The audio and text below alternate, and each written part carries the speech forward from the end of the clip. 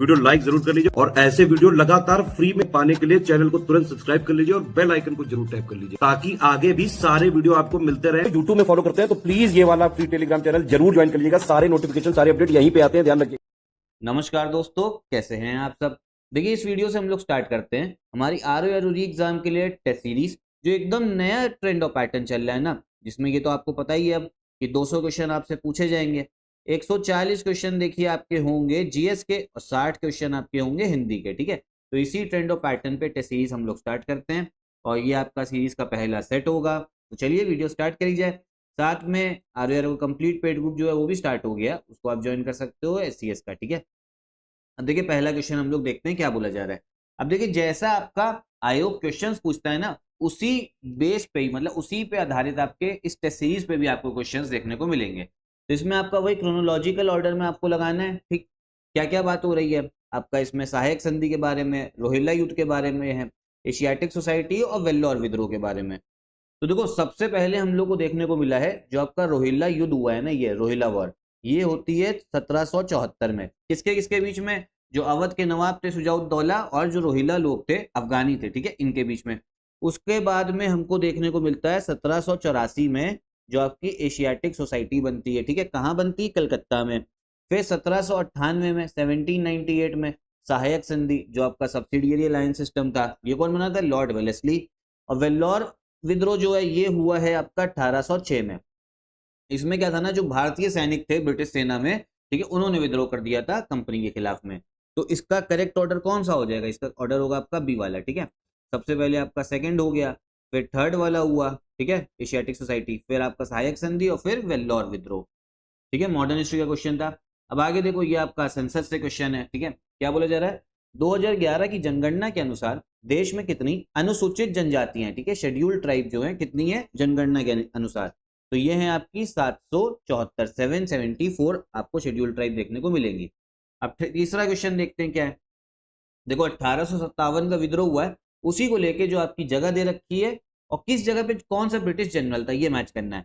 देखो होता क्या है ना, ज्यादातर लोग क्या याद करके जाते हैं, 1857 का विद्रोह, जैसे मान लो कानपुर में उसका लीडरशिप किसने करी, कौन नेतृत्व करा, ठीक है, आपका दिल्ली में कौन था, मेरठ में कौन था। लेकिन ये भी तो देखना पड़ेगा ना कि किस ब्रिटिश जनरल ने उस रिवोल्ट को उस समय पे दबाया, मतलब उसने उसके अगेंस्ट था। ठीक, तो देखो इसका जो करेक्ट आंसर है ये होगा आपका बी वाला। ठीक है, देखो दिल्ली में थे भैया आपके लेफ्टिनेंट हडसन हो गए, कानपुर में था भैया सर कोलिन कैंपबेल फोर्थ वाला, लखनऊ में थे आपके जेम्स आउटरैम और बनारस में थे आपके कर्नल जेम्स नील। ठीक है, तो ये चीज जो है इंपॉर्टेंट है, तो करेक्ट आंसर इसका बी वाला है। अगला फोर्थ वाला क्वेश्चन देखते हैं। 2011 की जनगणना के अनुसार किस राज्य के ग्रामीण क्षेत्रों में सबसे अधिक दशकीय वृद्धि दर दर्ज की गई है? हाईएस्ट डेकेडल ग्रोथ, ठीक है, वो भी कहाँ पे? जो आपके गांव वाले क्षेत्र होते, ग्रामीण रूरल एरियाज में सबसे ज्यादा जो ग्रोथ हुई है, तो ये हुई हमको देखने को मिली है मेघालय में। अब देखो, अभी तो भैया हम लोग 2025 चल रहा है, लेकिन अभी तक जो फिलहाल नई वाली जनगणना है ना, वो इस साल में हुई नहीं। 2021 में होनी थी और 20 से स्टार्ट होनी थी 2020 से, लेकिन वो कोरोना के चक्कर में डिले होते होते अब जब होगी तब देखा जाएगा। आगे देखिए, सैयद आपके डायनेस्टी के बारे में, सैयद वंश था उसके बारे में बात हो रही है। सैयद वंश, एक चीज ये ध्यान रखना, ये आता है आपका जो दिल्ली सल्तनत था ना, उसी में ये आपका वंश था। ठीक, सैयद वंश ने राज करा है आपका, इनका शासन रहा है 1414 से लेके, ठीक है, 1414 से लेके, मैं लिख दे रहा हूँ, 1414 से लेके 1451 तक इनका भैया क्या रहा, शासन रहा है। और इसमें जो सबसे पहला शासक था वो था आपका किजर खान, ये ध्यान रखना, इनका ऑर्डर देखो पता होना चाहिए, ये था 1414 से लेके 21 तक। ठीक, दूसरा जो आपका शासक था वो था मुबारक शाह। ठीक है, मुबारक शाह, ये था 1421 से लेके आपका 1434 तक। ठीक, फिर भैया आया हमारे कौन, मोहम्मद शाह, ये 34 से लेके आपका था 43 तक। फिर जो आपका आलम शाह है, ये देखने को मिलता है 43 से लेके 51 तक। तो इसका करेक्ट आंसर कौन सा हो जाएगा? ये होगा आपका सी वाला। सबसे पहले हो गया किजर खान, फिर मुबारक शाह, फिर आपका मोहम्मद शाह और फिर आलम शाह। ठीक है, तो ये चीज ध्यान रखना। अगला क्वेश्चन देखते हैं क्या है। उत्तर प्रदेश जनगणना 2011 के अनुसार निम्न में से किस जिले की साक्षरता दर सबसे कम है? ठीक है, जो आपका लिटरेसी रेट है वो सबसे कम कौन से जिले का है? वही यूपी की सेंसस के हिसाब से। तो ये हमको देखने को मिलता है आपके श्रावस्ती का। श्रावस्ती में सबसे कम आपको साक्षरता दर जो है, लिटरेसी रेट देखने को मिलेगा। लिटरेसी रेट होती क्या है मतलब 7 साल के ऊपर ऐसे बच्चे, मतलब बच्चे भी हो गए इसमें, बूढ़े भी आ गए, 7 साल के ऊपर सारे लोग, जो आप समझो लिख भी सकते हैं और पढ़ भी सकते हैं किसी भाषा में, एक भाषा में ही। आप जैसे ये पढ़ ले रहे हो ठीक है, लेकिन बहुत सारे लोग होता है पढ़ लेते हैं लिख नहीं पाते हैं, स्पेलिंग वेलिंग नहीं आती, तो जो पढ़ भी सकते हैं लिख भी सकते हैं उनको आपका लिटरेट माना जाता है। फिर आगे आइए, ग्वालियर विजय के बाद 1200 ईस्वी में इल्तुतमिश को किस इक्ता का पहला इक्तादार बनाया गया था, जो दिल्ली सल्तनत का सबसे महत्वपूर्ण इक्ता था। ठीक है, ग्वालियर का भैया इन्होंने कॉन्क्वेस्ट करा 1200 में, उसको विजयी प्राप्त करी, फिर इल्तुतमिश को भैया इक्तादार बनाया गया। अब कौन सा इक्ता था? देखो इक्ता क्या था ना, दिल्ली सल्तनत में अलग अलग आपको प्रशासन तो करना है, जैसे भी क्या होता है आपका यूपी है उसमें अलग अलग जिले होंगे, फिर तहसील होंगी, ठीक है, वैसे ही उस समय पे अलग अलग क्या बांट दिए जाते थे जमीन के, उसको इक्ता बोलते थे। क्या बोलते थे? ये हो गया मान लो एक इक्ता, और ये जो इक्ता को संभालेगा उसको बोल दिया इक्तादार। ठीक, अब ऐसी इल्तुतमिश को भैया कौन सा आपका इक्ता मिला था? तो ये मिला था बदायूं का। ठीक है, ये इंपॉर्टेंट है, ये क्वेश्चन मतलब आ सकता है, कौन सा? बदायूं का। फिर आगे देखिए, उत्तर प्रदेश जनगणना 2011 के अनुसार जनसंख्या घनत्व की दृष्टि से लखनऊ का कौन सा स्थान है, जो आपका पॉपुलेशन डेंसिटी होती है? तो लखनऊ का स्थान है तीसरा, थर्ड। सबसे पहले नंबर पे है आपका गाजियाबाद। ठीक है, गाजियाबाद क्योंकि दिल्ली से सटा है, छोटा सा वहां पे एरिया है, लेकिन लोग बहुत रहते हैं क्योंकि वहाँ नौकरियां बहुत हैं। दूसरे नंबर पे है आपका वाराणसी पॉपुलेशन डेंसिटी के मामले में, और तीसरे नंबर पे आ जाता है लखनऊ। फिर आगे देखिए, ये आपका जो स्टेटमेंट दे रखा है वाक्य, उस पर विचार करना है। 1617 में शाहजहां ने धूम्रपान और तंबाकू के सेवन पर प्रतिबंध लगा दिया था। तो ये स्टेटमेंट जो है ये आपकी गलत है। जो प्रतिबंध लगाया था शाहजहां ने नहीं लगाया था, ये लगाया था आपके जहांगीर ने। किसने? जहांगीर ने। ठीक है, तो पहला तो गलत हो गया। फिर 17वीं सदी के अंत तक तंबाकू पूरे भारत में खेती, व्यापार और उपयोग की मुख्य वस्तुओं में से एक बन गया था। ये भी बिल्कुल सही है।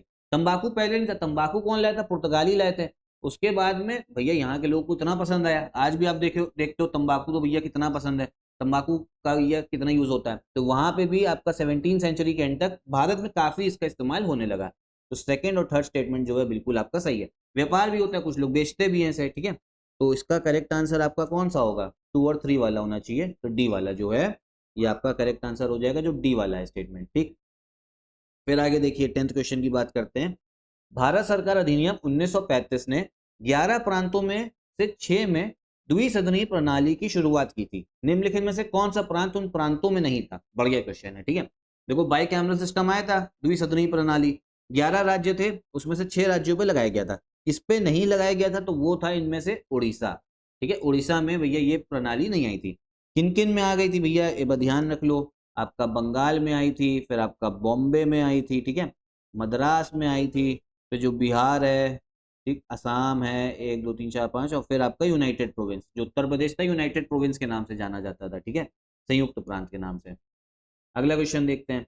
इसमें जो अलग अलग पुराण है, ये बोला गया कौन सा किसकी रचना स्थल है, ये हमको बताना है। जो आपका ब्रह्म पुराण है, तो भैया ये इसका जो कॉम्पोजिशन हुआ रचना स्थल, ये है आपका गोदावरी और उत्कल प्रदेश। ठीक, फिर जो आपका अग्नि पुराण है, रिवर ए का फर्स्ट हो गया, जो आपका अग्नि पुराण है इसका आपका रचना स्थल है बंगाल। ठीक है, फिर वामन पुराण कुरुक्षेत्र मंडल दूसरा हो गया, फिर आपका गरुड़ पुराण जो है इसका भैया आपका हो गया मिथिला। ठीक, तो करेक्ट आंसर 11th वाले कौन सा बनेगा? ये बन जाएगा आपका सी वाला बन जाएगा, ठीक है। इंग्लिश में भी आप मार्क कर सकते हो अगर इंग्लिश वाले स्टूडेंट जो है देख रहे हैं। अगर आप चाहते हो कि मैं कंप्लीट हिंदी में बोलूँ, कंप्लीट इंग्लिश में, तो बताना। वैसे मैं ये सोचता हूँ कि मिक्स करके बोलूँ, थोड़ी हिंदी हो जाए, मतलब 70% हिंदी रहे बाकी इंग्लिश रहे, ठीक है। जो स्टेटमेंट पढ़नी होती, भाषा जो बोल चाल रहे हैं वो तो हिंदी में ही बोल रहे हैं। फिर आगे देखो, इसमें जो उत्तर प्रदेश की फॉरेस्ट सर्वे रिपोर्ट है, उत्तर प्रदेश की वन सर्वेक्षण रिपोर्ट जो 2023 में आई थी, कौन सी थी? 18वीं वाली थी, ये भी फैक्ट ध्यान रखना। कौन से आपकी जो स्टेटमेंट है वो सही है बोला जा रहा है? तो भारत वन स्थिति रिपोर्ट 2023 के अनुसार उत्तर प्रदेश में कुल वन आवरण 15,045.80 वर्ग किलोमीटर है। जो टोटल फॉरेस्ट कवर है 15,045.80 स्क्वायर किलोमीटर। तो बिल्कुल सही है, ये ध्यान रखना, इतना फॉरेस्ट कवर हमें उत्तर प्रदेश में देखने को मिलता है। और जो ये मिलता है ये उत्तर प्रदेश के भौगोलिक क्षेत्रफल का 6.24% है, 6.24% है। ये स्टेटमेंट भी बिल्कुल सही। ये डेटा जो है ना ये इंपॉर्टेंट है, ध्यान रखना, इसको रट लो, ठीक है। और बार बार देखोगे ना, बार बार याद करोगे, लिख के याद करोगे, हो जाएगा। वर्ष 2021 की तुलना में वर्ष 2023 में उत्तर प्रदेश के कुल वन आवरण में 118.43 वर्ग किलोमीटर की बढ़ोतरी हुई है। ये स्टेटमेंट भी बिल्कुल सही है। करेक्ट आंसर इसका जो हो जाएगा वो होगा आपका डी वाला नहीं सी वाला होगा, क्योंकि सारी स्टेटमेंट जो है हम लोगों को सही देखने को मिल रही है। ठीक है, अगला देखते हैं। किस अधिनियम ने भारत के गवर्नर जनरल में सभी नागरिक और सैन्य शक्तियां निहित की थी? मतलब गवर्नर जनरल को सारी सिविल और आपकी सैन्य शक्तियां दे दी थी। तो ये था आपका 1833 का, ठीक है, 1833 का आपका चार्टर एक्ट। अगला देखते हैं भैया, ये आपका वही असर्शन रीजन वाले क्वेश्चन है।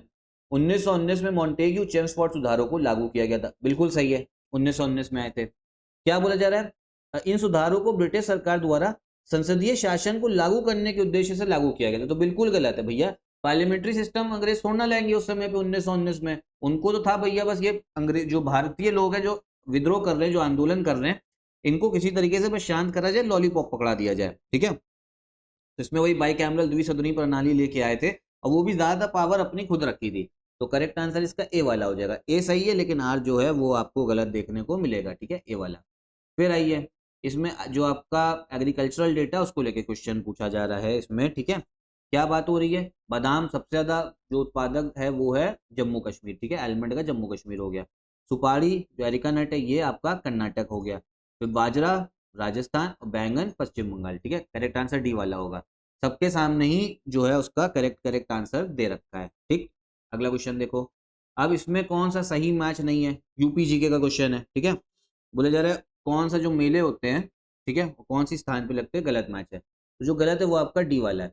जो तरकुला मेला है ना, तरकुला मेला, तरकुला फेयर, ये शामली में नहीं होता, ये हमको देखने को मिलता है आपके गोरखपुर में। ठीक है, तरकुला मेला। बाकी कजली महोबा में हो गया, कलिंजर हो गया बांदा में, और रामनवमी मेला ये आगरा में होता है। आगे देखो, एनवायरमेंट के अलग अलग जो है एक्ट दे रखेंगे, इनसे क्वेश्चन देखो आता ही है वैसे हर साल, तो ये एक्ट जो है यहीं पे याद कर लो। आपका पहले जो वन संरक्षण अधिनियम, फॉरेस्ट कंजर्वेशन एक्ट, ये 1980 में आया है। ठीक है, कब आया है? 1980 में। फिर वन्य जीव संरक्षण अधिनियम, ये आया है 1972 में। ठीक है, फिर जो रिप्रेजेंटेशन ऑफ पीपल एक्ट है, अच्छा ये पहले के दो ही इसमें हमको दिख रहे हैं एनवायरमेंट के, तो ये तो याद कर ही लो।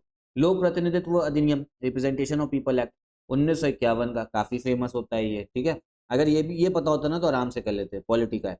फिर गैर कानूनी गतिविधि जो अनलॉफुल एक्टिविटीज है, ये 1967 हो गया। करेक्ट आंसर इसका कौन सा हो जाएगा? आपका बी वाला हो जाएगा। ठीक है, फिर से भैया क्रोनोलॉजी हम लोग को लगानी है। तो देखो, अब इसमें बाल गंगाधर तिलक की जो मृत्यु हुई है ये हमको देखने को मिलती है 1 अगस्त, ठीक है, 1920 को। जलियांवाला बाग जो हत्याकांड हुआ है ये 1919 में हुआ है। ठीक है, पर आपको पता ही होगा। फिर साबरमती आश्रम की जो स्थापना करी गई है ये हुई है 1916 में, और स्वामी श्रद्धानंद की जो हत्या हुई है ये हमको देखने को मिलती है 1926 में। तो करेक्ट आंसर इसका कौन सा? सी वाला हो जाएगा आपका। ठीक है, सबसे पहले साबरमती आश्रम हो गया, फिर जलियांवाला बाग 1919, फिर आपका फर्स्ट बाल गंगाधर तिलक का जो इनकी मृत्यु हुई है, डेथ हुई है, और फिर फोर्थ पे स्वामी श्रद्धानंद की हत्या। ठीक है, अगला क्वेश्चन देखते हैं।